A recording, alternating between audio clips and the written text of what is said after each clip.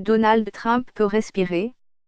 La Cour suprême des États-Unis, la plus haute juridiction du pays, a donné, lundi 4 décembre, son feu vert à l'application intégrale de la dernière version de son décret anti-immigration. Ce texte vise à interdire de manière permanente l'entrée sur le territoire américain aux ressortissants de 7 pays jugés soit hostiles aux États-Unis ou bien considérés comme liés ou menacés par le terrorisme, Corée du Nord, Iran, Libye, Somalie, Syrie, Tchad et Yémen. À l'exception de la Corée du Nord, la population de ces pays est majoritairement de confession musulmane.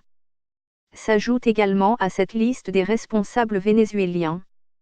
Il s'agit d'une victoire pour le président des États-Unis qui a vu les 2 premières versions de ce dispositif promis pendant la campagne soit bloquées par la justice, soit validées alors que leur durée d'application, temporaire, avait expiré. 2 des 9 membres de la haute juridiction, la doyenne de la Cour Ruth Bader Ginsburg et Sonia Sotomayor, nommées toutes les 2 par des présidents démocrates, ont exprimé leur désaccord avec cette décision, qui infirme celles qui ont été rendues par des juridictions inférieures et qui avaient bloqué l'application de certains aspects du décret.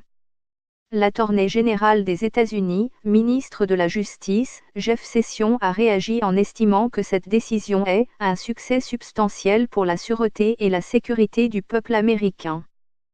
Un porte-parole adjoint de la Maison-Blanche, Hogan Gidley, qui accompagnait le président en déplacement dans l'Utah a renchéri en assurant que l'objectif de l'administration reste de « protéger notre patrie ».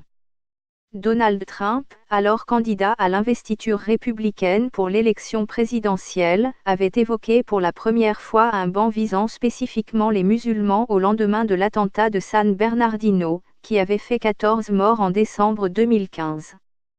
La totalité des attaques,